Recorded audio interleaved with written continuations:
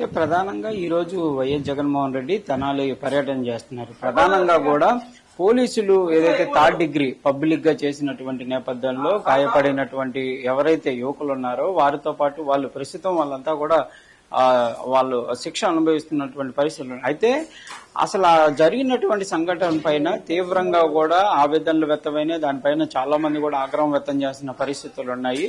ఈ సందర్భంగా జగన్మోహన్ రెడ్డి ప్రస్తుతం తెనాల్లో ఉన్నటువంటి జాన్ విఠల్ అనేటటువంటి కుటుంబ సభ్యుల్ని ఈ రోజు పరామర్శించడానికి ఇక్కడికి వస్తున్నటువంటి పరిస్థితి ఉంది. కొంతమంది కుటుంబ సభ్యులు కూడా ఉన్నారు, వాళ్ళతో మాట్లాడదాం.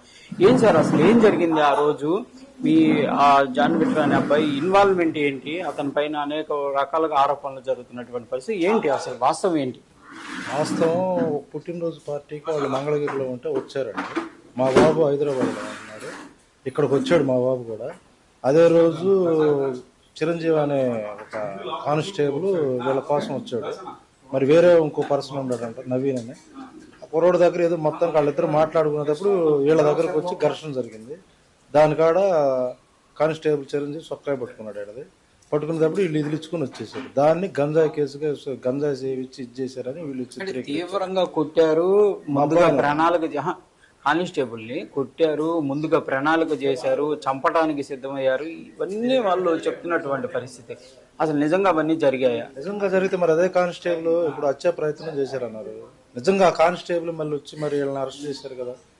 ఏమి లేదు అక్కడ, కావాలని ఇదంతా ఇక్కడ అణిచివేయాలని ఇదంతా కుట్ర, ఇంత ఇంకేం లేదు. చేస్తే వీళ్ళని చేస్తే ఇప్పుడు అమాయకులను చేశారు, అసలు వాళ్ళని ఎవరు చేయలేరు.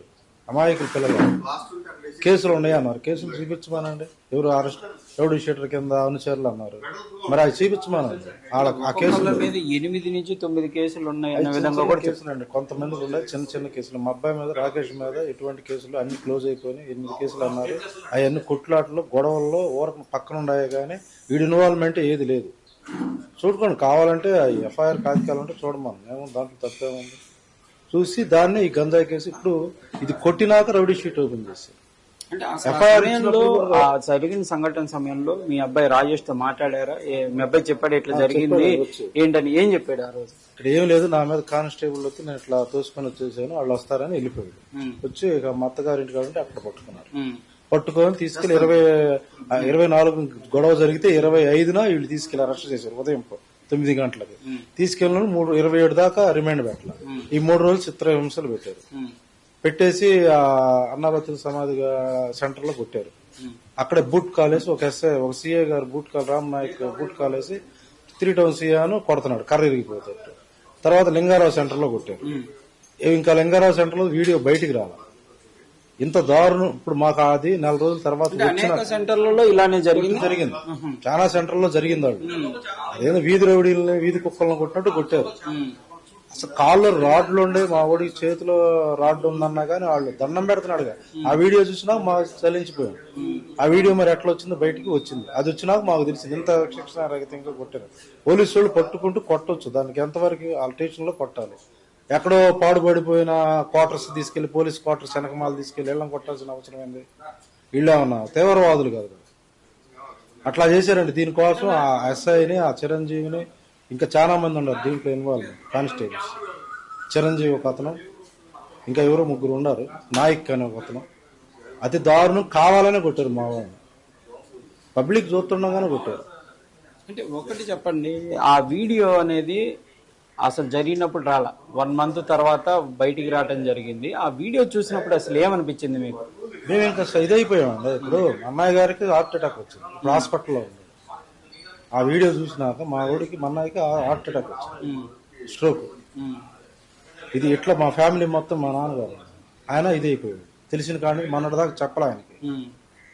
ఆయనకి చెప్తే ఇదైపోయాడు మనిషి. ఏమైపోయాడు ఆయన కుంగిపోతుంది. ఆయన ఆల్రెడీ పెరాలసిస్ ఉన్న మనిషి. ఈయన కూడా ఇదైపోయాడు. ఇంకా మా ఫ్యామిలీ మొత్తం ఇదైపోతుంది, మానసికంగా ఇదైపోతుంది. ఇప్పుడు ఏంటి, ఏమన్నా బెయిల్ కోసం ప్రయత్నాలు జరిగాయా? బెయిల్ వచ్చింది. మా వాడిని అప్పుడు లోన్ ఉన్నప్పుడు వాయిదా మీద ఇక్కడికి వచ్చాడు, SC/ST కేసు పెట్టి. అది ఆ వాయిదా కోసం వచ్చి దాంట్లో లోన్ ఉండేటప్పటికి అరెస్ట్ వారెంట్ చూపించారు. ఆ బెయిల్ వస్తే మా వాడు బయటకు వస్తారు. ఈ బెయిల్ వచ్చేసి తర్వాత చూపించారు మళ్ళీ వేరేది. అవునా? అంటే లోన్ ఉన్నప్పుడు కోర్టుకు హాజరవ్వాలి వాయిదా, అది హాజరవ్వాలి. దానివల్ల అరెస్ట్ వారెంట్ ఇచ్చారు. ఇప్పుడు ఏంటి మీరు అసలు ప్రధానంగా బాధితులు మీ వాళ్ళు ఏం డిమాండ్ చేస్తున్నారు? జగన్మోహన్ రెడ్డితో ఏం మాట్లాడబోతున్నారు? మాకు న్యాయం చేయాలండి. మాకు వయసు ఇప్పుడు మా పని అయిపోయి వచ్చేసింది. మాకు 50 సంవత్సరాలు దాటుకొని మా అబ్బాయికి ఎట్టు కాకుండా చేసేసారు. ఇప్పుడు దేనికి పనికిరాడు అట్లా కొట్టేశారు. కాల్లో రాడ్లు ఉండే అన్నీ ఉండే అట్లా పనికి రాకుండా కొట్టేశాడు. మాకు మరి ఏ న్యాయం చేస్తారో చేయమని మేము జగన్ గారు అదే అడుగు. ఒకవైపు ఏమో ప్రభుత్వం నుంచి నిందితుల్ని పరామర్శలు ఏంటనే విధంగా కూడా డైరెక్ట్ గా హోమ్ మినిస్టర్ నిన్న మాట్లాడారు. దాన్ని ఎట్లా చూడొచ్చు? ఎట్లా చూడాలంటే నిందితులను అంటే వీళ్ళు అమాయకులు కదండి. అమాయకులను ఇచ్చేస్తే పబ్లిక్ చూస్తా ఊరుకోదు కదా. దళితులనే కేవలం టార్గెట్ చేస్తున్నారు. అదే వేరే కులాలను కొట్టరు కదట. పబ్లిక్ ప్లేస్ ఇంతవరకు జరిగింది అట్లా. ఇది ప్రధానంగా కూడా ఎవరైతే ఆ యువకులు ఉన్నారో వాళ్ళ తండ్రి రాజేష్ వాళ్ళ తండ్రి ఆవేదన అయితే ఈ విధంగా చెప్తున్నటువంటి పరిస్థితి.